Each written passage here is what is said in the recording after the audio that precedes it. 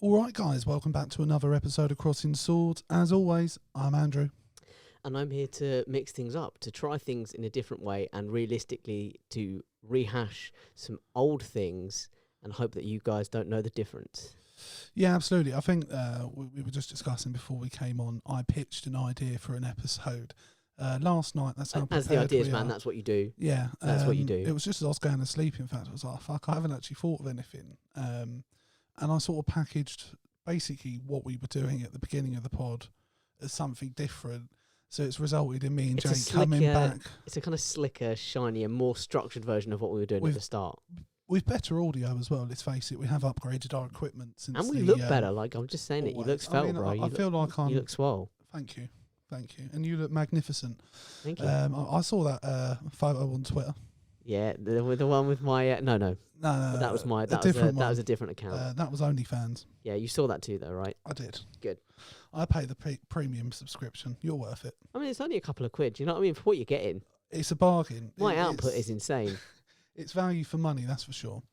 So yeah, basically the idea today, I guess, for me, is to just sort of pick some different bits from current events, have a talk about it, see what's going on. Jake's going to have some questions for me. I've got questions for him. Yeah, I thought it was something different. You'll get the gist of what I thought it was as we go through. Compared to me. The thing is, it might even be a case of we were both on the same page, and then when I woke up this morning... You just decided to go somewhere else. I went somewhere else with it. And I dig that. You can do that. Yeah. I think it makes for a more interesting pod, so I think we'll be all right. You know, and as the ideas man, if you wake up and you think, do you know what, we should be approaching this from two different angles, then that's the fucking way we'll approach it. Absolutely. We'll touch our tips at any angle. I would. I mean, some are quite difficult. Like physically, yeah, some are more challenging. We're older gentlemen than we were. I can't bend in that way. Doing the crab's more of a struggle now than it was 10 years ago. It is. And I mean, just honestly, it's not worth the back pain that you get for the week afterwards. Sometimes it can help if you stretch it in the right angle. And that is sage advice for our listeners. It can sometimes make it better. Always stretch before touching tips. Always. Especially as you get older. Yeah. Hashtag truth, though. If you are going to do anything remotely you should be experimental, absolutely stretch. Yeah. I don't care how unsexy do you not think it is. That could be a bit of a mood killer, though? I don't care how much of a mood killer it is. Do you know what's a real necessity? Do you know what's a real mood killer? It's cramp. And you are an expert on that. I have first-hand experience. Go back and watch our most embarrassing stories episode to hear that story. It's all there. Yeah. Shameless plug aside. Which one of us is going to start? Well, do you want to start? Or do you want me to start? Because we'll get very different ideas. Go. One of the things I wanted to talk about, and I've spoken to our football correspondent Ash about this, and I know you have some of a relationship with it, but it's not something me and you have ever discussed, and that's cryptocurrency. Yeah, sure. I'm a cool guy. I'm a hip guy. Yeah, but like, I mean, obviously, I'm not going to. You can answer this if you like. I know previously you were invested in some cryptocurrencies, and then I found out Ash was. And I remember being really surprised because I didn't know anything about it. And it was just something none of us had ever spoken about. So what is your relationship with cryptocurrency? What do you know about it? How into it are you? My relationship with cryptocurrency is, I sort of wish I'd have got on it sooner, like everyone does, obviously. But I saw it on the up, and I thought, let me jump in now and see if I can make something. It's unlikely to. I mean, there is a chance that it just completely tanks and crashes down, but it's unlikely to do that in such a quick time span so soon. Well, so I thought, just to interject for a moment, before you jumped in, yeah, what was your knowledge level like on it? Were you aware of what it was, the technology, what it meant, or did you just you knew it was a thing? It's going up. Let me get in. A little bit. I mean, I had it was minimal knowledge. Okay. I will admit that. Yeah. It was I sort of more clocked it from a market trend perspective. Yeah. And saw that actually this thing's not going away because at first I thought it's up it's and a up fad or a bubble. And it hasn't gone. It didn't go away as quickly as I thought it did. And the last sort of 2-3 years, it really did go up and up and up. Yeah. And so, I don't know, maybe a year ago, 2 years ago, I was like, right, let me get. No, it must have been a couple of years ago. I was like, let me get on this. Yeah. And I haven't, compared to my savings and stuff, I haven't invested a lot. I know some people who have gone all in, like their entire savings are stocked into crypto or something similar. I didn't want to do that. Which, by the way, I couldn't do that for anything, even a sure thing. I don't know if I could bet was the doing- house. I was- Do you know what I mean? I was doing the maths in my head, and I was thinking on some of the smaller ones, which you sort of read up on, and you see what's got a good chance, what's not got a good chance. yeah, Obviously, Bitcoin is the most most valuable one, and I was kind of like, okay. And there's other ones. I know there's loads. Obviously, So the other big ones, Ethereum. yeah, I know and I've that's got got different technology to I've Bitcoin. got a little bit of Bitcoin because it was just nice. because it's the Do market. you have a Bitcoin, or you have a No, percentage of a fuck Bitcoin? no, do I have a Bitcoin? If I had, How much is? What I mean, do you I have in your, I saw a Bitcoin. I saw someone in a charity shop online a while ago. They posted someone had donated a load of old like video games and stuff, yeah. and in amongst it was a CD that had like 5 Bitcoin written on it from like fucking whenever. I was like, fuck me, I would cash that. But you'd honestly, How much is a Bitcoin worth at the moment, roughly? yeah, Like, it's a. I mean, the last I haven't checked. But I can check now. The last I do checked, it was about 30 grand. Jesus. Let me check Because I now. know there's been like those horror stories of people that have lost hard drives. Like there's a famous one, isn't there? They reckon it's worth about 250 mil or something like that. Well, this is the thing. And like, it's I in a didn't dump wanna- somewhere in America. I didn't want to go more than I could afford to lose. No, obviously, I think I see things like this, stocks, anything. For me, it's gambling. You have no guarantee going in. There's obviously indicators and there's people who can read those. But in general, I think you see it as a gamble and you can make safe gambles or more risky ones. But in that, you don't That's what I risk said, but then what you equally, can't when I think about the people who have gone big on it, afford. that I know and that I've spoken to, they are gamblers. Yeah. They are people that will go on it. So let me just have a little look at the current price of. I'll go away. For anyone Notifications. listening and not on YouTube, which you should do, by the way, just go on YouTube and search Current price of Crossing Bitcoin. Swords in the name of the episode. So current price of Bitcoin is, I mean, and it does literally change by the second as we're talking. It's £27,594. Okay. I mean, again, I'm not asking you to Google it right now, but do you have I know there's a set limit, isn't there, of how many there are? Yeah, I don't know what that is. Because this is the thing. The reason I wanted to talk to you about it is because I was interested to see your knowledge level on it in comparison to Ash's, because you're the only two people I've really spoken to crypto about. Fair enough. And I think crypto's such a big subject, we probably could easily do a full episode on it. And I'd like to get someone else on for that, perhaps someone who's more knowledgeable. I'll tell you the thing that did surprise me before we go is when before I did it, but shortly after doing it, was actually how, and it does make me question it. But I mean, like, capitalism, I want to be rich. Fuck you guys. Yeah, but no, it does make me question it ethically, because how much, how damaging it is to the economy, because how much it takes to mine it. Yeah. Bitcoin and stuff. I wasn't aware of that when I jumped in on it, which I am now aware of. Yeah. But yeah, sorry. No, it's fine, because I remember when I found out you and Ash had both put money in. Now, the thing is, Ash is a different sort of person to you. And like he's willing to put more at risk than most people I know, and he's very much got an attitude of like I can always make money. We're not necessarily at the furthest end of the scale that you can get to, but we are at other ends of the scale. Different. I'm very You're more low conservative, risk. And there's nothing wrong with that. And Ash is a bit more high risk for my high life. risk, high risk, high reward. But ultimately, like, look, man, it's his money. It's high risk but high reward. But mine's very low risk. We were on a road trip to our friend Lindsay. Shout out Lindsay. And big love, I just Lindsay. thought, like, I'm gonna start asking him about it. But what concerned me was how little he could tell me about it, and I'm not. And then he told me how much he'd put in, and I'm like, for someone who's how does this conversation now compare to that in terms of how much you think? I think I knew going into talking to you that you would definitely know more than I did going in, and I haven't invested in crypto, by the way, for various reasons. But yeah, ours is definitely more. I feel more confident in what you've invested. I mean, that's unfair because Ash is normally really good at picking stuff, whether it's gambling. He is very good. So I don't mean it in that way, but just based off of you seem far more competent with it than perhaps I always think, and Ethereum, that's not slagging off Ash. So for Ethereum at time of recording is about £1,900 for an Ethereum. Okay. And I think, now I don't have an Ethereum either because it was quite high when But if you had that money sort of sat around. I was thinking it was quite high when I jumped in on it, and it was like, okay, I can't afford a whole one. And the thing is, one. it has been on a downturn. So likelihood is it's at some point going to go back up. I could afford a whole one, Yeah. I did not want to. Yeah. That was beyond my Whereas risk I have threshold. a feeling Ash would probably do that. I mean, I actually don't, and this is the thing, I'm probably being unfair to Ash, because I've not asked the personal questions of like, what have you invested in? He told me roughly how much. He said like he'd invested in a few different bits and pieces. I'm sure you most spread people. it. You absolutely spread it. But yeah, so I might be doing Ash a disservice. It was just like I was asking him questions like how is it different to the stock market? And in reality, from the research I've done, it's not too dissimilar in terms of the way it fluctuates and Massively. how the price is. Yeah, I it's mean, valued. and that's the annoying thing is, so I've got one of them is called Polygon. Yeah. Or Polymatic, in fact, I think it's called. And I always think Polygon because of Pokemon. It doesn't Yeah, matter. It doesn't matter. It doesn't That's matter, fine. right? Whatever helps you remember it. But it's Polymatic, and it's the percentage-wise, it's actually done really well. It's my most successful. So I bought in at about 14p a share. Okay.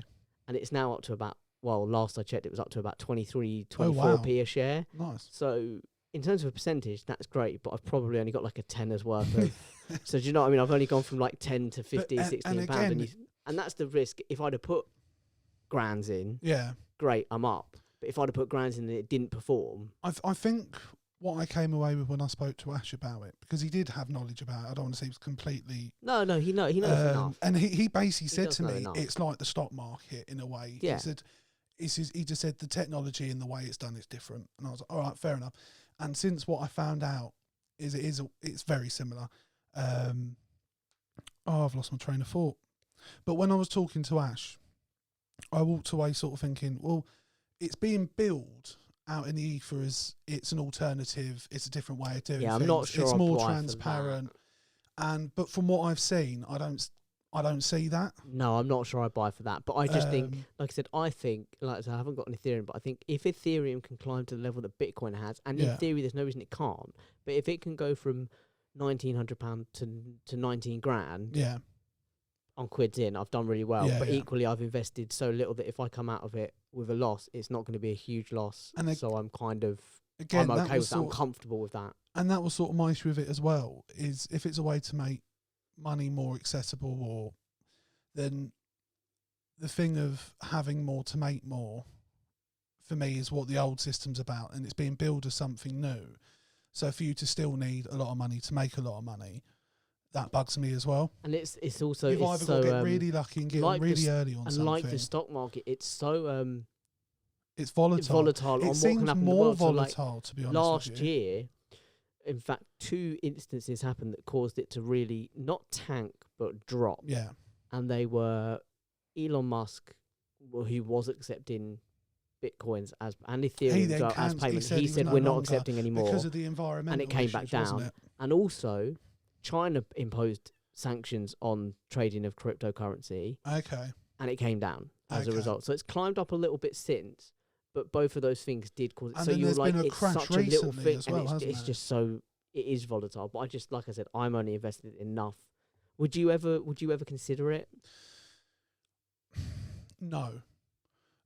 Because I think it's become what it was. I don't think when Bitcoin was invented and blockchain technology was invented. No, it was. I think it was meant for what they're saying it's there for now. Yeah, as like an alternative to currency. open up money for more people, to end sort of restrictions and things like that. But I think it's just become a mirror. It started off synthetic mirror of what already exists. It started off ideologically, but it's quickly been consumed by capitalism. Absolutely, because the people with money went, oh, there's potential to make money in it, and like, that's fine.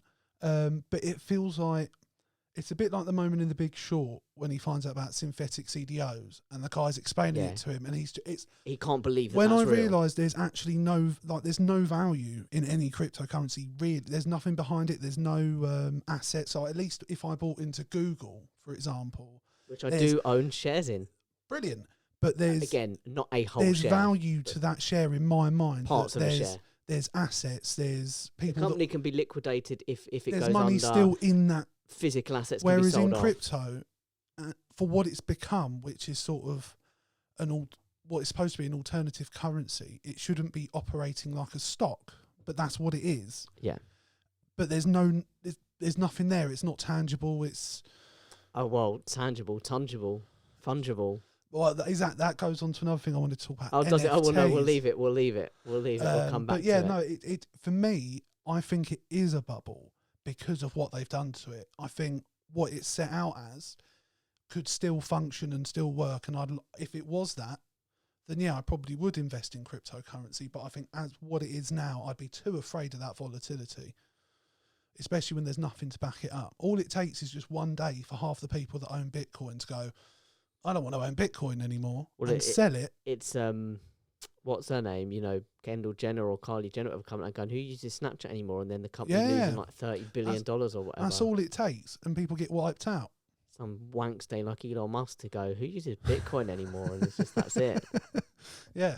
I mean, could you imagine being an investor in Tesla? It must be really difficult because Elon Musk has the ability to make you a huge amount of money or lose you a huge amount of money. Yeah. But that does, I mean, I'm quite happy to leave. Oh, another thing, just while we're on crypto, fan tokens in football. Have you heard about this? No. So Arsenal were the first club to try and do it. Is it kind of their own cryptocurrency, sort of? Basic, yeah. Ideologically speaking. Ideologic, and the idea is that you get a vote or like benefits that come with those tokens, and there's different tier levels. So like right at the top.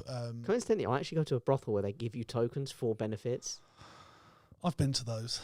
It's so good. Yeah. Do you see about that? Okay, no. This is a small. Yeah. Did you see about the brothel in Austria though last year who offered free sessions to people who got the vaccine? They came, they got the vaccine on site, and then they got in only if they got the vaccine. Wow.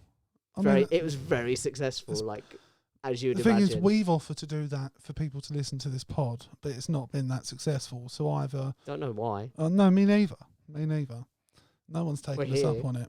We're here. Yeah. Get used to it. Got the oils ready. Leaves on the table. But yeah, so the idea is that you get benefits from these tokens, and Arsenal were one of the first clubs to try and do it. Of course they were. And I'm not sure whether they've actually withdrawn it now because they got a lot of criticism, and I think it has been stopped because they're now introducing reforms and things like that are blocking it, because basically it was just taking advantage. And it was the advertisement they did. They were using their players to sell it to the fans, and they said that was unconscionable. Yeah, I saw about that. I do remember that. So now they're now, I think, and then there's these social media companies that the football clubs are working with. They're called fan engagement companies. And in fact, our club, Crystal Palace, has fallen victim to one of these fraudulent they're being found to just be fraudulent. They just don't exist. And Man City got caught out by a company. We've been caught out by one called Iconic. Oh yes, they've been advertising all over the ground. Yeah, I never knew what that was. Yeah, I thought it was a type engagement of car. company, and they're one of these companies that are saying that they're trying to help you, sort of the clubs get into more internet-based things like cryptocurrency, fan tokens, and things like that to try and sell more. It's basically like scamming an old person with the internet because they don't really fully understand how it's used. Basically, yeah. So yeah, that was what I wanted to talk about around crypto. I don't know if you've got anything else to say on it. Not on crypto, no. And so the last one then about these sort of things is NFTs. Okay, yeah, NFTs are just fucking ridiculous. I love the fact that people buy NFTs. This Beeple guy, 250 million he's made from NFTs. What I love is that people buy them. They're like, that's mine. And then someone literally right-clicks, save image, and then goes, I now also have your thing without spending £2.5 million on it. I heard this and I went, I don't really understand what's going on. But you know it's yours. But it's not. You know it's yours. You have the original image, but you don't have any of the copyright to it, any rights to the image itself. You just own the original copy. It's ridiculous. And again, it's one of those things where it only has value because people say it has value on it.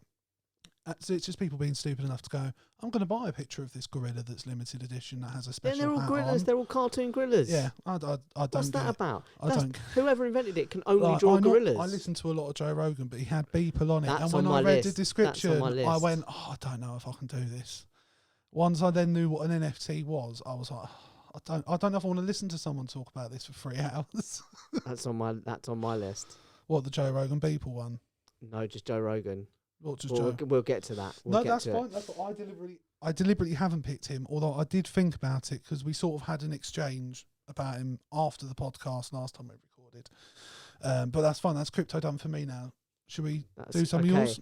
You'll see I've gone with this, like, you've gone for crypto. Let's dive into it. Let's talk about it. Let's go into it. Okay. So this is a slightly more, this one of my more serious ponderances that I got. Go for it. Do you think now is a good time to be having and raising children if you were to have them now? And if you were to have them now, do you then think that if they had children around about your age, when they're about your age, do you think that might be a good time to then raise children when your grandchildren are being raised? Oh, it's a very difficult question. It's an interesting question because it's Good, something because I've had. I thought don't about imagine a there'll lot. be many interesting questions on the Since list. hitting 30 in particular, I've thought about it a lot. Do you know what, bro? You don't look a day over 21. No, thank you. Or I got asked to take off my face mask the other day. To get ID'd? To get ID'd. My man. Yeah, I've had that I was recently. really pleased. Do you know what I had it for? But literally, what ruined it though was immediately as I took the They mask were off, like, yeah, fine. she was like, "No, all right." You've got young eyes. Apparently, Yeah, I got ID'd in Sainsbury's, and do you know what I was buying? the thing is, you don't look old. Do you know what I was buying? What? Lunch.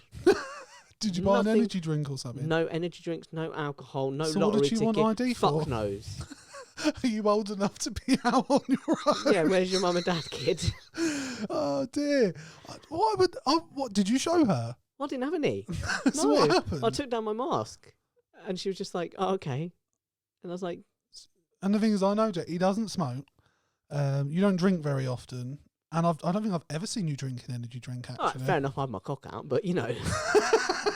So she then No, wanted but- to know how no, old but- you were. Yeah, she's Is like, this that, legal? she's like, "That does not look like an adult penis." Oh, wow. No, it was just so weird. I was like, "I'm not buying Is that anything." underdeveloped? whatsoever. I didn't buy anything. It was Puberty so. yet? It was so weird. Wow. And you took your mask down. Well, yeah, it was So one what, of those when where you don't. said to her, I don't have ID, and she Yeah, so I went, don't have ID. And take your no, mask no, down then. I just sort of did offered you look it. at, like, what did, in the No, moment, so I did you just- assess the situation? No, I only processed it afterwards. But when she said, "Do you have any ID?" I said, "No, I don't have any ID." And then I pulled my mask down voluntarily Oh, to wow. kind of be like, "But Like do a I need? bitch. But do I need it?" Yeah, like a bitch. Wow. I mean, that is not, I mean, I would have probably done exactly the same. No, And it was only afterwards that I was like processing it. I was like, "What the fuck just happened? Did I just get ID for nothing? Did I just get ID for existing?" oh, that's brilliant. That's brilliant. I forgot what we were talking about. Do you think it's a good time to raise children, Oh, or do you think it'll be a good time to raise children potentially in a it's- generation from now? it's difficult. The more politics makes me not depressed, but I get more and more apathetic. Like, I just think that's fucking nothing we can do to change any of this. The more things go under Boris Johnson and he's still in office, you're like, I don't know. At time of recording. At time, At time of recording. Fingers crossed, baby. Fingers crossed. But it's mad. And especially with how things are financially, and I don't think me and my partner are ever going to be well off. I don't think we're going to be poor, but we're not going to be well off. You're gonna be on or above the poverty line.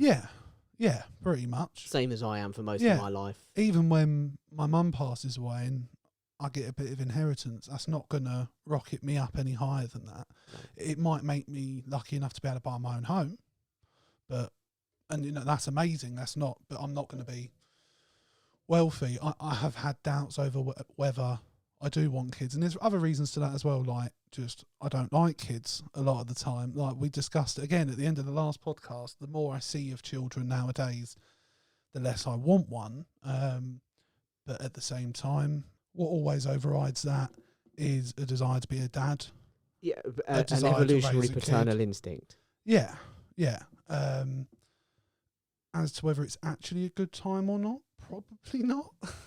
If you're being fair, like in what you want to raise a kid in, the environment, the way society is, the aggression out there, everything like that, probably not. No, but I think what worries me in terms of raising a kid now is the fact that we are probably, in the last sort of 5 years or so, reports have shown that we're more backwards in terms of acceptance of minority groups. yeah, So particularly the LGBT community yeah. and black communities. Mm. And now, if I were to have, for example, if I were to have a child with a black woman, Yeah. do I feel comfortable having a child growing up who, to the eyes of the world, is black? I mean, would feel more protective. they of would them. have a more challenging life. And if my child were to turn around and say to me they're gay or they're trans Yeah. or they're bi, yeah, do you know what? I'm gonna feel. I think if they'd have said that to me 10 years ago, I mean, fair enough, I was only like 18 or whatever, Yeah. so for me to have a kid who's old enough, but Yeah. hypothetically, 10 years ago, the climate is what it was. Yeah. They say to me, I'm gay, for example, or Dad, I'm black. Can you imagine that? Fuck, I never noticed. They say, Dad, okay. I wouldn't think twice about it. It wouldn't even cross my mind. Now, if I were to have a child in today's world and they said, Dad, I'm gay, immediately I'm going to be worried every time they step out the door that they're going to get attacked. I'm going to be worried that when they go online, they're going to be targeted and harassed. I think you're right. And I didn't have those worries 10 years ago. That's weird, isn't it? I think part of the reason for that is we are going through a period of change. These things are really out there in the public mindset because of, I think, particularly for the LGBTQ plus community, the trans, not issue, but like the movement, the trans movement, or us becoming more aware of people who are trans. It's been huge. I mean, look at Jordan Peterson over the last few years. His whole career has been built off of that. Who's Jordan Peterson? Jordan Peterson. Do I know Jordan Peterson? Jordan Peterson. For real, like, do I know Jordan Peterson? Who the fuck is Jordan Peterson? Jordan Peterson, the professor. What professor? The right-wing professor. I do not know Jordan Peterson. Jordan Peterson. I do know. I mean, say it again. This is like my nan. Jordan Peterson, the guy the Canadian professor that's become famous, that's been on almost every talk show on the planet. Maybe if I saw... You genuinely don't know who I'm talking about. The guy that went and schooled Kathy Newman on Channel 4 News. I don't know. The only one I've seen is... Have I said his name wrong or something? I feel like I'm getting the name. But it's like my nan used to do that. She used to be like, do you know Jill? I'm like, no. She's like, No, Jill, yeah, you know Jill. I honestly just thought Jordan Peterson was a household Jill, you name know Jill. No, the only one I know is the transphobe Kathleen Stock. And the only reason I know her was because I'd never heard of her. Yeah. And it's got nothing to do with her transphobness that I know her. I mean, it is, but it's not. That didn't bother me. Well, that did bother me about her, but you know what I mean? It was that she was then... I saw her on, like, every fucking news station for a while, every fucking radio station, talking about how she'd been cancelled. And I'm like, right, the fact that I now know who you are, when a month ago I didn't... Yeah. Suggests that you very much haven't been cancelled. I mean, one thing I want to tell you about one, I'm going to tell you who Jordan Peterson is. He's not actually right wing; it's what he's accused of being. Right. Okay. And he's a Canadian professor. I can't believe you don't know this story. Or that I've never talked to you about Jordan Peterson before. I feel like I've got his name wrong. There's every chance that halfway through I'll be like, "Oh, we discussed that." So he became famous because Canada passed a law a couple of years ago that if someone who was trans told you identifies... It's self-identification law. Yeah, that you were compelled by law to call them that pronoun.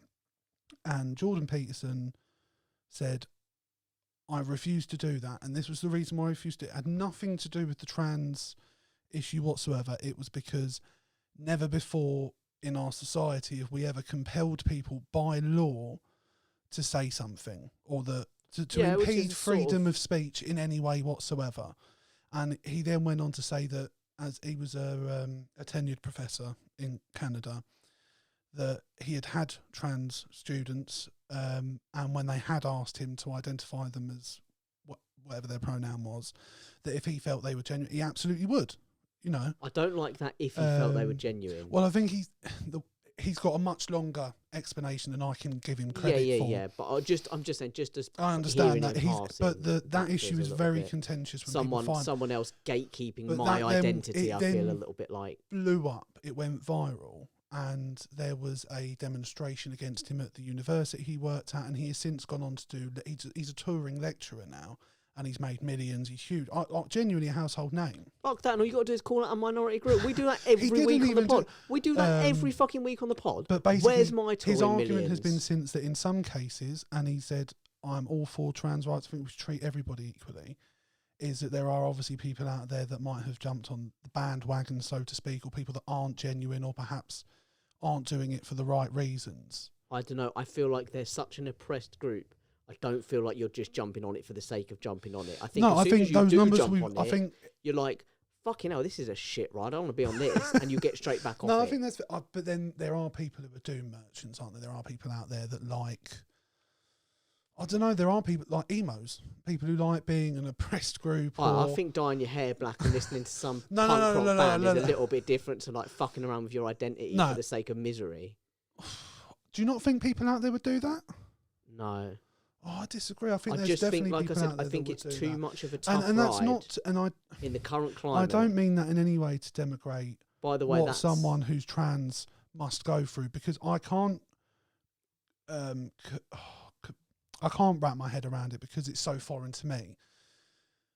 But I can imagine it must be incredibly confusing, challenging, and all the other things. So I'm not saying any of that to denigrate what they're going through. I just mean it as an example of people will look for something to be oppressed about. I think some people do. Oh no, some people do look to be oppressed. And I think people do go to a lot of extremes for attention. So I think you can combine those two things in one person. I think if you were going to put it down to a percentage, chances that you're going to run it's into very someone low, who is going to be like that. And that's why I would say Jordan it's less Peterson than also went on to 1%. say, I have never refused to identify someone because he hadn't come across Just feels anyone like who he didn't feel was like genuine. It just feels like an unnecessary caveat. I feel like you could just You're keep that to probably yourself. right. It just feels like you didn't need to say I've that. got to admit, the first time I ever listened to him, that was the first line I heard, and it put my back up when I it heard puts it. you off. But I've listened to enough of him since to know what his intentions are, or at least think I know what his intentions are. And if you were to watch anything about him now, just to introduce yourself to him, Russell Howard did a half-an-hour interview with him recently, where he gets quite emotional. You get to see quite a human side to him because he can otherwise be quite a stern. I don't know. I often see quite a lot of a human side of Russell Howard. You're not a fan of Russell Howard, are you? No, I do like Russell Howard. I think I've actually really grown on him, and some of the stand-up stuff I've seen I've really enjoyed. I think when he first came through, he had this kind of. I don't think he had control of his energy. He had a lot of energy, and he didn't know what to do with it a lot of the time. So a lot of the time, it came out in ways that I didn't find funny. Like you, I don't think I disliked him back then. I've just got into him now that he's more chilled and more natural. Yeah, I think that comes like down to a lot. I think he's got funny. a partner he relies a hell of a lot on and is mad, and I think that's something that brought him down to earth. Sorry, getting back to the point, what I was going to say, because I follow someone on Twitter who is a parent of a trans child, and I'm always I sort of started following because I was just quite interested to see what it was like from a first-hand account. Yeah. Of like a child going through that, and I don't want to follow a child because that's fucking weird. It's really creepy. Yeah. And the police have already told me off for that. I'm not to do that again. Yeah. But it's and actually there's a whole thing going on at the moment because they're just constantly being told from the outside world that they don't. And one of the really interesting things was they had an incident at school recently. Yeah. And because this is so talking about parenthood, I'm thinking if that was me as a parent, you're like, fucking hell, man, I wouldn't feel comfortable in that. I wouldn't know what to do. I feel like I'm constantly letting my child down. So the child had an incident at school. They posted about it on Twitter and sort of said, like, I'm fucking heartbroken. Yeah. We're going to get through it. We're just going to put our heads down for a few days and whatever. And members of the press started showing up at their door. Like, they'd managed to get their address. Okay. Off, like, neighbours or other people who are following. I don't know how. Yeah. They got their address and started showing up at the door and saying, can we speak to your child? And like get their story and stuff, and it was interesting. She said she's and this is a child that's transgendered. Okay. And the child said to their parent, so the child's about 12 or 13, and non-binary or no, one way or trans female. So it's a young woman. Okay. And she's a young woman. She's a young woman. Children are still its. Let's not get carried away fair here. Enough. Let's not get carried away here. No. She's a young little woman. girl. She's a young woman. And, and she sort of said, no, I know that the media have it out for us at the moment. I know that the media have it out for people. They don't want to hear my genuine side of it. They just want to get a soundbite so that they can turn it around. And there's a narrative they're going to tell about that story. So are you, I don't know if I have an opinion on this, but there's obviously a debate going on at the moment about whether children should be allowed to transition is the right word, I guess.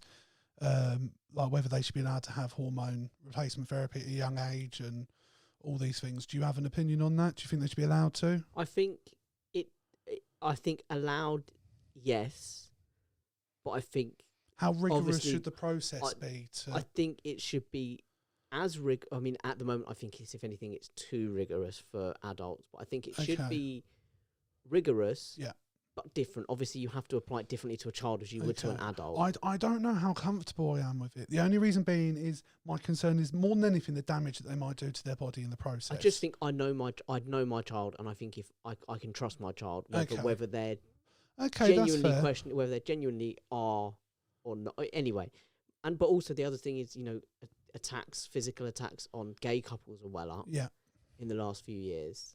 And again, it's like if my child turns around and says to me, "Dad, I'm gay," and this is brings home his boyfriend, her girlfriend, or whatever. As much as I'm really happy that they're happy and they're in a relationship, the second they step out that door, I'm absolutely terrified. Yeah. No, I think that's fair. And to be honest, it's something that's so foreign to me because, to be honest with you, with all of it, whether it's trans rights, gay rights, Black Lives Matter, whatever it is, I'm behind all of it. I don't have an issue with anyone being allowed to have whatever rights I have. They don't want anything more. They just want, and even if they did want more, it doesn't mean I have less. I've still got what I've got. They're not taking anything from me. And they just want what we've got. People just want to be happy. So I'm all for that. My only concern is, like I said, I think with children a little bit, just my concern of what it could do to them mentally and physically, because I think it's a big process, obviously, and a huge decision. So that would be my only concern. But I can understand you saying that if you could feel you could trust your child. Yeah, I mean, and I think it's something we probably do need to take more of a holistic approach to than necessarily a more, I don't know, rigid approach. But right now, I was reading, not reading up on it. I've come across it apparently, and I don't know how true it is. I'm not like that clued into it. Apparently, the wait time at the moment from you going to your GP and them saying, is it covered under the NHS if you want to? If you're on, this is it. If it's under the NHS, so it is covered under it. Apparently, the wait time, because there's only 2 clinics in the whole country that handle it. Yeah. From the moment that you go to your GP and your GP says, "Yep, you're trans, I'll sign off on that kind of thing," even though you've already been living as that gender for a year. Yeah. Because you have to before your GP says. So you've been living in that gender as a year. Your GP says, "Yep, that's good. I'm going to approve you to the next stage." How do you prove that, by the way? I don't know. Do you have to put like a post on Facebook on this date? Today I'm official. But then that's mad. Apparently the wait time, and it varies, is between 2 and 5 years. Wow. Oh no, it's 2 years. Is that to have 2 years surgery or for your first appointment with the gender clinic? Wow. So that's just to start the process. Just to start the process, and so a lot of people go private. And is that just because the waiting list is that long? They buy hormones off the internet and shit. It's because the waiting list. It's because the service. It is the waiting list. It's not they're like I said, they've got 2 clinics in the whole country. So imagine your local GP, and they're not that much bigger than your local GP. Imagine everyone in the country being filtered through that. That's mad. That's mental. That's crazy. Is that? Like I said, I might be wrong. Is that because we're still early on that journey? I think it's just for starters. I think it's brilliant. That's covered under. Please don't at me, by the way, if I'm wrong. I think that's amazing. It's covered under the NHS, and I think that's right. It is. Is that we're not far enough along that journey of investing into these things? Yeah, definitely. And it could also be we just haven't. And no one wants to invest into it because it's a hot topic. Yeah, I think it's definitely a hot button. I think that's more just people not understanding. I'd like to think naively that it's just people not understanding. I think most people don't really care what people get up to or what they're doing with their lives as long as they're not being affected by it. They care because the papers tell them they care. Yeah, I think that's right. And the media in general tell them they care. They don't. I think that's right. I think in general most people are decent enough that they're like, as long as they're happy, doesn't bother me. And it's always the maddest ones are the loudest ones. Yeah. Absolutely. But anyway, I've enjoyed that little discussion. I have enjoyed that. I didn't expect that in the slightest. Because I think definitely sometimes when I talk about, when we go very quickly through subjects like that, I come across or at least I feel like I come across quite bumbling and I make phrases wrong or say certain things wrong. I think you pretty much got them all there, to be fair. Not in this one. I feel like I'm comfortable with how I did in that. But previously when we've sort of breezed past something, I feel like I occasionally I can come across I will quite just say this: close-minded. if you are a member of the LGBT community and you are happy to discuss your journey Please with come us, on the podcast. we would love to get your perspective and Yeah. be educated, be schooled. And Please, we're not asking you honestly. to represent the whole community. No, but your just experience. just to your experience. talk to you about it. Yeah. Move on. What have you got? I imagine I don't it's know gonna where be- to go from there. I don't really know. I was going to talk about Boris, but I think we've talked long enough about other stuff that I could. We can We saddle can that. go past that. I wanted to talk about COVID briefly, just to be like, do you feel safer now? Like, do you feel like we're coming to the end of it? I mean, I do feel like we're approaching the stage where it is becoming a little bit more mild. But having said that, I don't want to then feel like I'm saying to those with various disabilities and Not to be ailments careful. to be going, no, fuck you, I'm all right. So, you know, you can, I don't care if you're living in a hole for the rest of your life. I'm all right. I don't want to be that.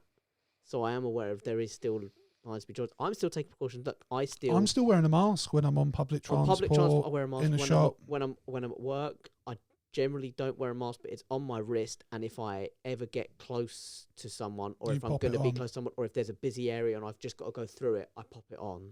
At first, I hated masks, and I still don't like them. No, I don't. I've just like got them. completely used to wearing them, doing long shifts, wearing. But my little bit does a little bit for big bit absolutely. for someone potentially. Like, So like, I'm not currently 100%. vaccinated, not for like weird, or at least I don't think they're weird anti-vax reasons. More laziness, I guess, than anything, and a weird invincibility complex, which is just mad. But it's not anti-vax reasons. But I just feel like, in case I am carrying anything and I don't know, wearing a mask in a shop or on a bus when I'm really close to it, it's not a big deal. I will probably still wear one at work. Do you feel comfortable with it? Do you feel comfortable with where we're at with it? I was a little bit concerned of the timing of removing masks from shops. It had nothing to do with the science. It had No, everything it to do with didn't. career politics. Yeah, absolutely, and that concerned me. And I would probably, Putting public if health anyone behind was your listening own to career, me, which I advise you probably not to, I would still, mean- if you're going in a shop and on a bus or something like that, or getting in a cab, I'd Still wear a wear one. mask. Yeah, I just think it's sensible, and I think probably masks are going to be far more. Like, I remember before COVID, I'm not saying this to be racist. They were always Asian people. You would randomly see out and about wearing a doctor's mask or a face mask or something. It's been, that sort of. It was very rare. It was very rare, and like I said, it was normally an Asian person I would see wearing one. And I remember just thinking, how mad is that? Whereas now it's become such a norm in our lives that I think it will still be something people will carry on doing for the foreseeable future. Some people definitely 100%. But yeah, I think we probably are coming, maybe not to the end of it. I think we're definitely past the peak, I'd imagine, by now. And it was when I was listening to an actual scientist, don't ask me their name, but they said that like Omicron was by far the fastest spreading variant we've had so far. But they said in general in these situations, the more spreadable something is, usually the less dangerous it is, because something in the science means usually the more dangerous a virus or something is, the less transmissible it is. Well, the thing is, if you think about it logically, if you're a parasitic thing that you need to attach to something else to live, if you kill everything you go onto really quickly, well, you're not going to spread that quickly. No, you're not going to live that quickly. So then normally if something's spreading faster, down. it just means it's not as dangerous. So I think we've got to the stage now where we're probably in the driving seat now with it. And that's despite having who we have in charge. And I think and I'll give them credit, we definitely have done well with the vaccine rollout and things like that, but we've got a hell of a lot wrong. But I would be fair to say that I would say we've done a decent job at spreading the vaccine quite quickly. I disagreed in the orders of which we did it for certain people. I think we prioritised the wrong people. And that's a really harsh thing to say, but I just think we did. But yeah, I think we're safer than we were. Fair enough. I've got to touch on this one then, because I've got a few here, but obviously I appreciate we're probably not going to get through all of them. Perhaps we could do a second one, a part 2, and get through the rest of these. Absolutely. I have got some like deeper questions that I'd like to ask in the podcast. We'll do it. We'll do a part 2. We'll do a part 2. There you go. I've promised it. I've said it. And because I said it earlier, I've got to touch on it. The Joe Rogan, Neil Young, Joni Mitchell thing. And now Taylor Swift, apparently, potentially. Her And fans are calling for her. And a lot more. I know how I feel about it. The question I would ask you is, how many Joe Rogan podcasts you've watched. No, and that's fair. And in full, none. Yeah. But I would say this. I do think it's never mind about Joe Rogan and what he does and how seriously you take him. I do think never mind Spotify who put him up, but him as a presenter. And I realise part of his thing is just saying whatever fucking shit comes into his head and getting some things on it. Maybe. But no, not what comes into his head, but saying stuff that he knows is going to split a room, because that's what gets people talking. That's what gets people clicks up.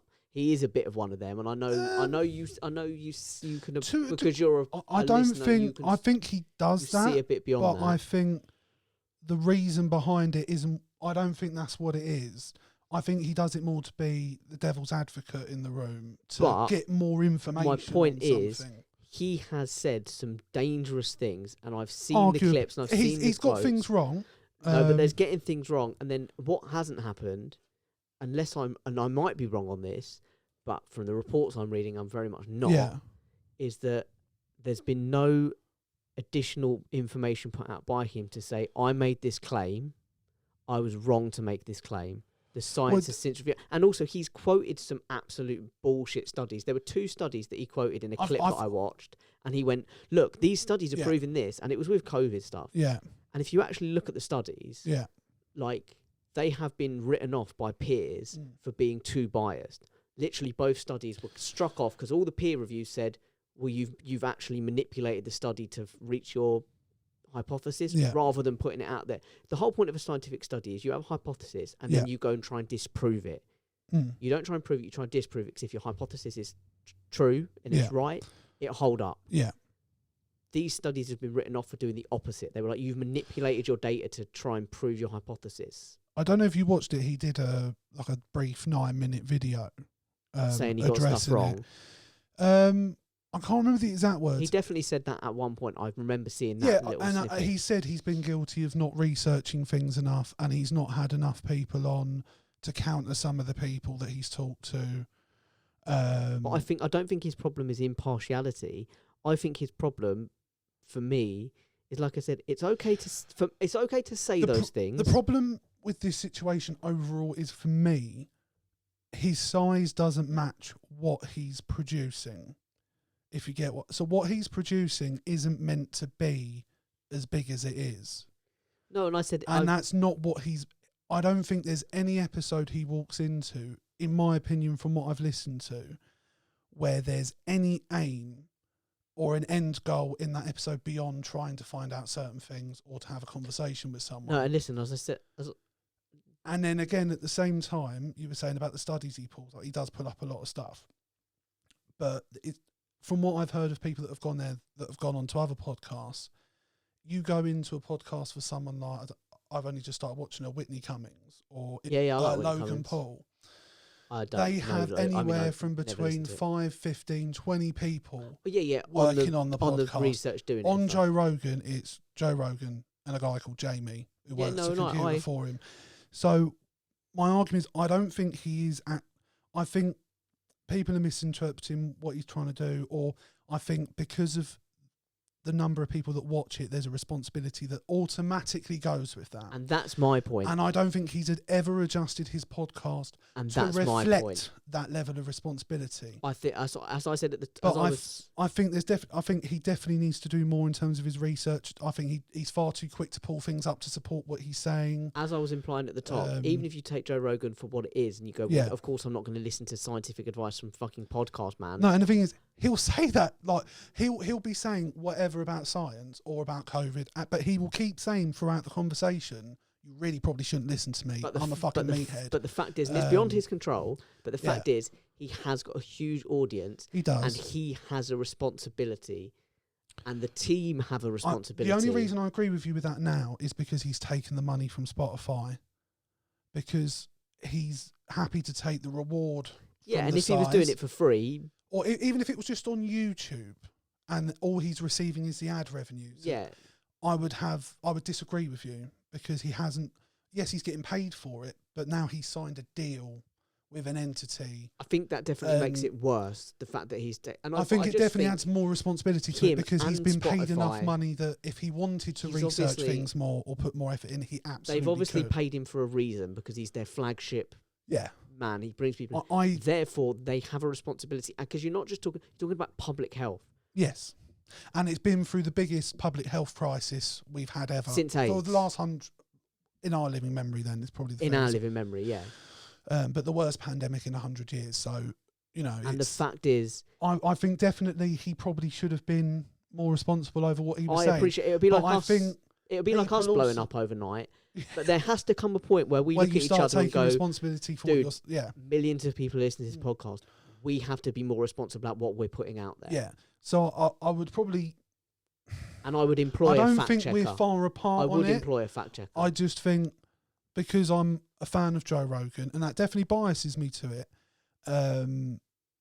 but like it's something I've watched so much of that I feel like, not that I know Joe Rogan, that sounds like a really wanky thing to say, but I know enough of him to feel like I know that I don't think any intentions people put onto his actions or lack of action or lack of, I don't think that's there.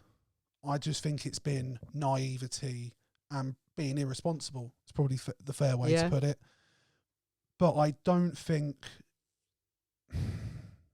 what they're doing now is the right way to try and deplatform. But also I understand from one of the key things that's been brought up, and I'm sure you're aware of this, is that Neil Young, who was the first one to do it, and then Joni Mitchell, who was the second big name to support it. Yeah. Both of them are polio survivors. Okay. So both of them, in their younger years, as children, were hospitalised for a very long time. Yeah. And I don't know how close to death either of them came, but they were in hospital for a long time. And they both suffered from something that was then cured by a vaccine. Yeah. And so to see people turning down a vaccine because some guy has carelessly thrown out information, and I appreciate you're saying, he's bigger than he should be, kind of thing. He's bigger than he's playing to. He's playing to a room this big, and actually it's an amphitheatre kind of thing. But I because they're seeing people turn down the vaccine because of something careless that he's saying, it's like their point naturally is to Spotify to go, this is dangerous.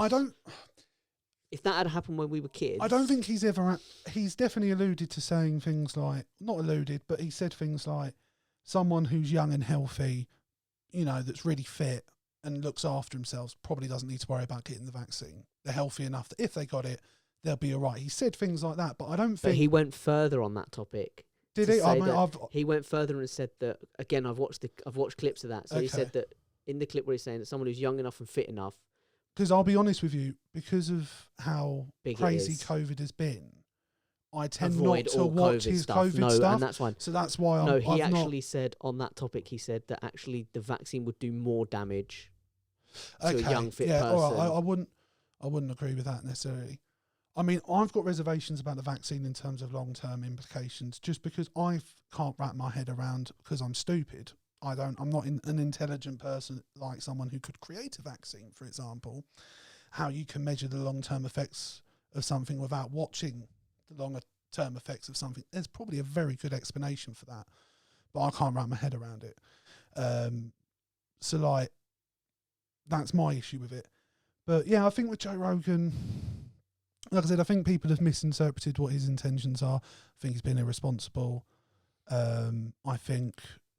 he's definitely been misunderstood, but I'm against deplatforming in general now, whether it's for someone who's a far right politician or someone like Alex Jones. I don't want to see even the really big, just because of what it means for free speech. I don't want to see anyone deplatform. What I would say is he's said now, he's put his hands up and said, going forward, when we deal with these things, we're going to do better, basically. But that's it. And I think it's not just on the people.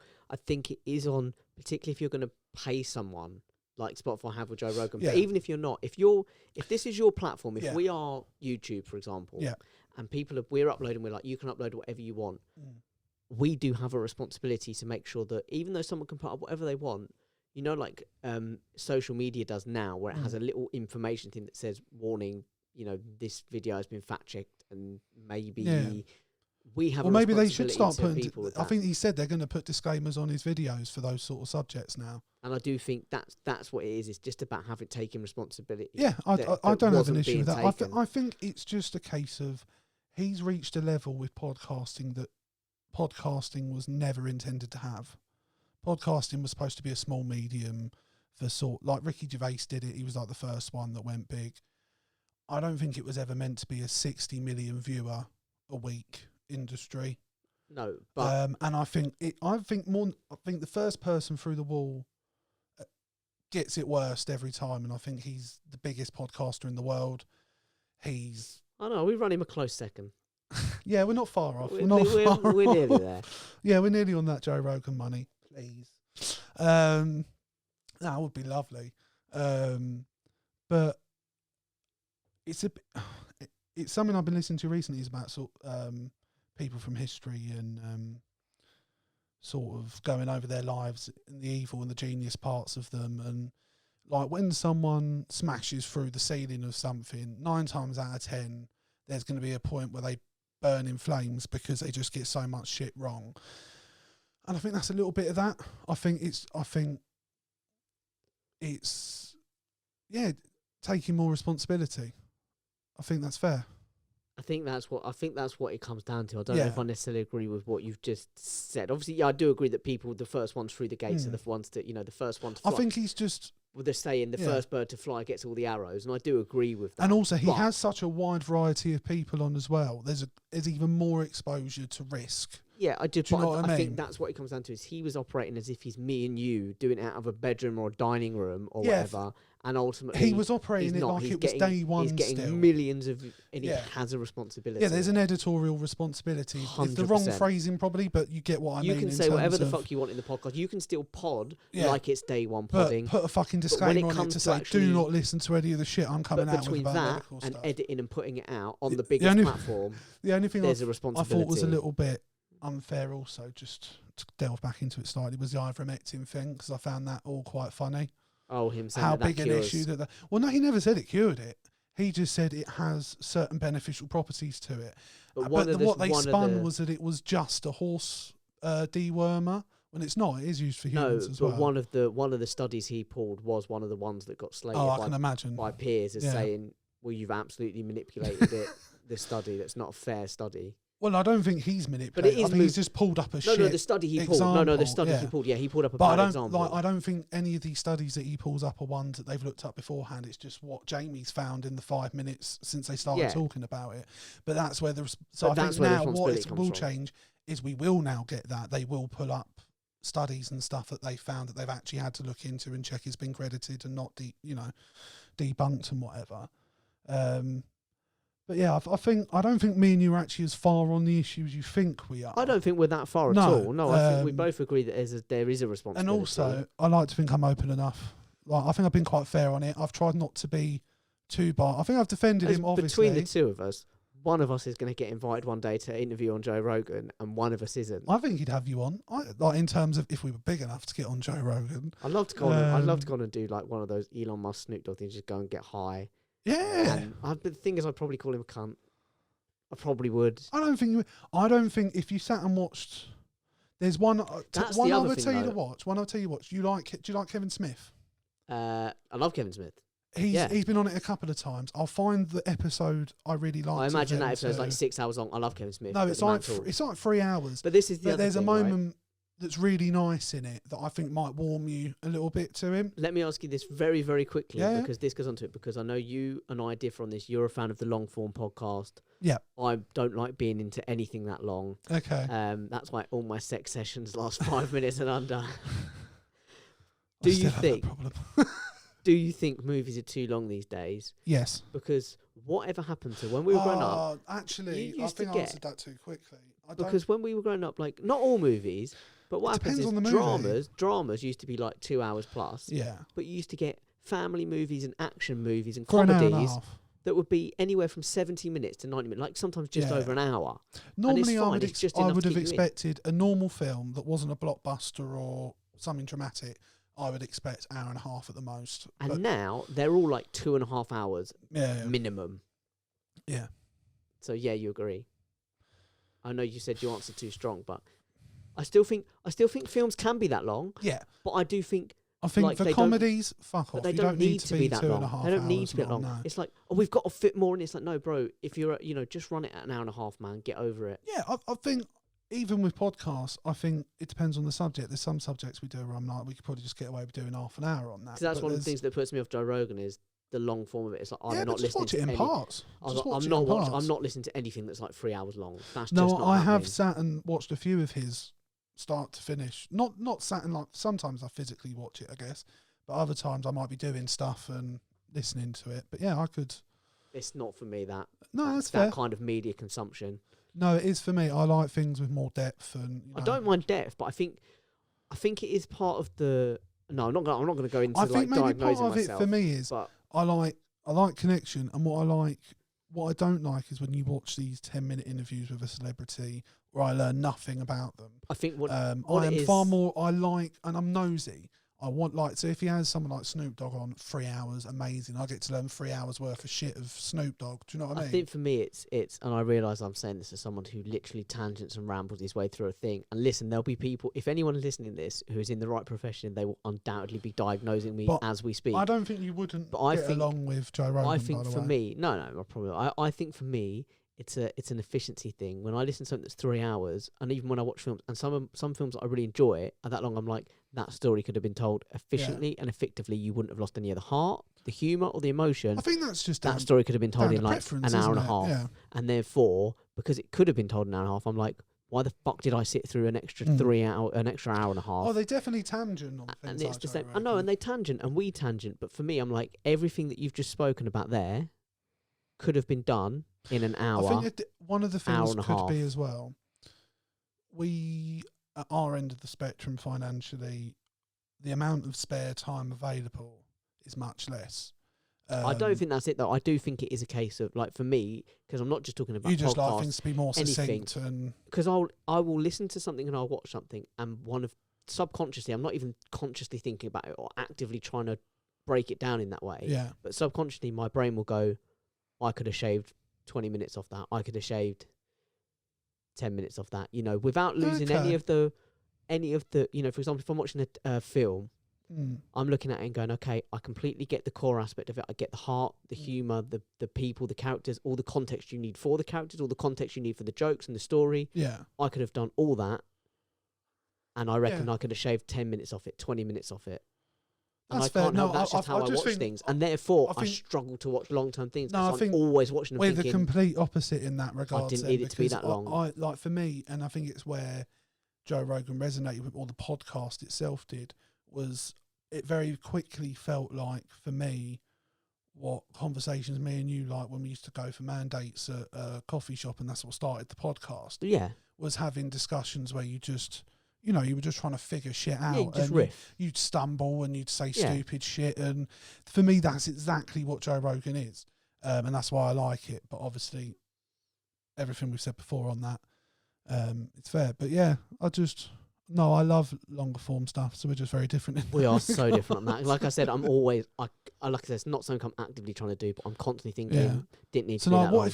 What if I said to you, like, look, mate, we're going to do a 3-hour CrossingSwords special. We're getting Alex and Ash in. We're going to go over all this shit. Like, how would you feel about doing that? There would have to be enough in the notes. Yeah. Before we sat down to do it, that I think you wouldn't want to risk us. I think we like just running out of room, sort of like running out of topics. And no, there would have to be enough in the notes for me to justify a 3-hour. Oh no, sitting. see, I would risk. I tell you now, I'd risk going into a 3-hour podcast with nothing, particularly with like you, Ash, Jake and Alex. I have faith. I mean, I'm one of them. That at the very least, it'd end up. I'd have that sort of podcast. We're all having a beer or a drink. Yeah, it has to be relaxed. I'm all for that. I'd want it to be a night at a pub. Like that's what it would be old stories, and we'd end up talking about how shit Southern Rail are. It would be absolute madness and bonkers and. I'd need to see enough to... You can bring your notes as well to that if you like. There need to be enough to warrant a 3-hour podcast. Mate, I'll tell you what. we'll try a 2-hour one I'll tell you before a what, 3-hour. We'll ease you in. Over the next couple of series, I think that should be your challenge, to try and convince me to do longer. To do one. Yeah, one. Just one really long one. Okay. Because even right now, if you say we're just going to do one, it's like, no. Do you know what I would do? I would tell you, this is the subject we're doing, right? And then I'd get the others here, or like at least Ash. I'd at least bring Ash in, and we can absolutely still do the subject I've told you we're doing, but I'm just gonna say to you, by the way, you're gonna be here an extra hour, and thing is, like, and you're just gonna be like, I would walk. I would say what I needed to say on the matter, the thing is, and then I'd be out. I know that wouldn't work with you. I'm gonna have to prepare you for it, because I would walk. It's gonna take. I reckon it might actually take a year to get that done. I think you can try. Yeah, you can try. Yeah, I reckon if we could organise it, that we had enough mics and everything and headphones, and we could do it here because we've got the space in the room. You've got the table. And I'm the rich one. I actually like. You're the one with the big table. I've just come out with out of nothing. I like the idea of now having Ash and Alex on and just riffing for 3 hours. Yeah. Just can't face 3 hours. Maybe not 3 hours. We'll start at 2. I mean, the idea of starting at 2 is just fucking insane to me. What I would suggest is to aim to have an hour's worth of content in notes, if that makes you feel comfortable. That's like saying, and then an hour of riffing. That's like taking a virgin, getting out this mammoth fucking dildo. I don't need to do that. We'll start at this little one, and you're like, that's not little. That's not little. That's huge. Look at the size of it. That's never going to go up inside of me. That's the and whereas you're like, that's never gonna go up inside of me. Look at these bigger ones. And I'm sitting here like, longer episodes. How do you have longer episodes? But you've done well today. We've hit an hour. Yeah, no, we've done very well, and like we've got enough to do that, and there's justification for it, and we did a 2 or 3 where I wasn't expecting to go into them as much as we did. We've actually missed out on the subject I would like to have talked about, but we'll do that in part 2. We'll do it in part 2. Because we haven't got time now. I'm not going to push Jake in this episode. No. Although I actually reckon with the way we're actually going this evening, we could easily I think I could, because I've still got some to go. But I'm not going to push you on that today. I think you've done quite well. So Feels guys, so patronised. No, it's not patronising at all. I think we can get to patronising, and we will. In our 3 hours, so we'll cover it. Yeah. But guys, you can find us, and it will be on the screen as always. And the reason I do that gesture is because I actually get a kick out every time I do the editing. Every time you sync it up. To sync it with the hand gesture. But you can find us at Sausage Crawds, I just said. Someone's got dinner on their minds. I'm not even having sausages for dinner. Swords Crossing on Twitter. CrossingSwords_podcast on Instagram, Crossing Swords on Facebook, and you can email us. Please email us. We want your thoughts, your opinions, your ideas, your questions, anything really. Just email us at CrossingSwords19@gmail.com. Yeah, and especially if you are, we've obviously touched upon if you are LGBT stuff and crypto stuff. If you are, if you're black. I know, seriously though, I would love to. Especially I'd love to. That in sounds the current such climate, a weird sentence I would love to, say, understand the lived experience of a black person in this country right now. Absolutely. And it's one of those things where that's my new go-to saying. By the way, just saying that sentence, which is mad, isn't it? Oh, I don't. I feel quite fine with it. No, I get it. The problem is, I get nervous. Also, by the way, subjects. I'd like to, if you are Jewish, I'd like to get you on and discuss, this David Baddiel's new book. That he's put out in the last couple of years. Now, I haven't read it yet, but I get the gist of it, and I've seen him talk about it enough, and the idea of it, and I'd love to talk about that with someone, again, with the lived experience of a Jewish person. And again, not like when I say Jewish, I don't mean an actively religious Jew, someone from that background. But someone who is of the Jewish race, and that's a controversial thing to say, potentially, but that's the but it could be thing. someone who comes from a Jewish background that doesn't practice. A non-practicing, but Jew. Someone who has knowledge and experience of that. Absolutely, and so any of those, we'd love to hear from you. Email us at CrossingSwords19@gmail.com. Yep. Because we really do want to. And we're on YouTube as well. Just search Crossing Swords and the name of the episode. Also, the link is in the description of the podcast. And if you do go over to YouTube, like and subscribe. Yeah, please do like and subscribe. It means a lot to us when we see, just one person ticking in. It's a really big thing every time a new person joins. But yeah, the numbers are doing well at the moment as well, so thank you for that. Thanks they're for looking listening. promising. We're always. I'll tell you what really blew my mind. I haven't actually talked to you about this yet. We've had over Sex with a nearly woman. 200 downloads from San Jose, California. Yeah? Yeah. So Someone in San Jose. and the thing is, we've released about 60 odd episodes. There's either one person listening to the episodes repeatedly, or there's multiple people in San Jose. I like to think we're on a sex playlist. Could you imagine? It's my voice. It's got to be mine. Bro, why the fuck would you why Guys, would you attack me like we're that? doing a poll. That's a good bit of fan engagement right there. Whose voice would turn you on more? Or, no. Let's preface this. Whose voice would you rather listen to in the background while you're having sex? This is a gun to your head question. If you had to listen to either me or Jake talking in the background while you're having sex, now to be who fair, would it be? the police have said that we should stop going around putting guns to people's heads and asking them about the podcast. It's now the thing is, the difference now is we're not actually using a gun. No. But again, equally, arguably, that's worse. To be honest, I wasn't using a gun before. I was just using my penis, and the police said that was equally as unacceptable. Just as loaded. It's just as dangerous. Exactly. If that goes Especially off, if I turn quickly. if that goes off in your face, forget about it. Do you know what I mean? Okay? You Forget know. about it. You know. You look like a ghost and you're dead. Yeah. Absolutely. And guys, on that note, Genuinely forgot what we were talking about. I just got this image of we you. were just saying Just got goodbye, this to image be of you honest. violently ejaculating onto people that we're bullying into giving us answers about the podcast. Oh, we were talking about the sex playlist. Yeah, which one of us I would you just rather? like the idea that we're on a sex playlist and someone's just like, oh. I don't think we are, though. I just think we're starting to get more popular, which is lovely. Someone into like, hey, baby, hits play on a Crossing you Swords what, episode, and they're like, if you are the person from San Jose, California, listening to the episodes, or multiple people, just lie to me. Say we're on a sex playlist. Write lie, to us. Please lie to me. Yeah, we'll do a poll as well. But yeah, if you're from San Jose, California, write in. Give us some questions. Give us some ideas. It's amazing that we've got some listeners in America. That someone comes in, someone hits play on the old Crossing Swords podcast, and they're like, "Hello, guys, I'm Andrew," and they're like, "Oh, I know what's happening here. You hound dog. All right, I'll get my clothes off." The funny thing is, I'll get the lube. Like, we started off this podcast for it to. I don't know why we actually named it Crossing Swords. Looking back, because it was the best name we had. We pretty much started. I know why we chose that. It was our band name if we started a band. Yep. And so then we just transferred it to the podcast. Also because I really love the idea of doing a YouTube acoustic covers session called Under the Covers. Crossing Swords Under the Covers. We should still absolutely do that. Yeah, we still should. In fact, we'll do that as a poll as well. Do you think we should start your a band? Guitar Finally, to the someone lets me bring the guitar. session. No one lets me bring my guitar anyway. To the 2-hour session, you can bring. I'm in. I'm already in. You've sold me. That's all you needed to say. Yes. Shit, bro. That's what you had to say. Yeah, we got that. Bring my guitar. We'll go for 5 hours. Oh, mate, I'll do an encore. Yeah, I'm on. Mate, we can all sing Wonderwall. Just again and again. Yeah. It's the only song I know. I'm sure you know other songs. I'll be like, I'll do that. Do you know La Bamba? Yeah, la la la la bamba. Da, da, da, da, da. I do not know La Bamba. Oh, learn it. But I imagine it's pretty straightforward.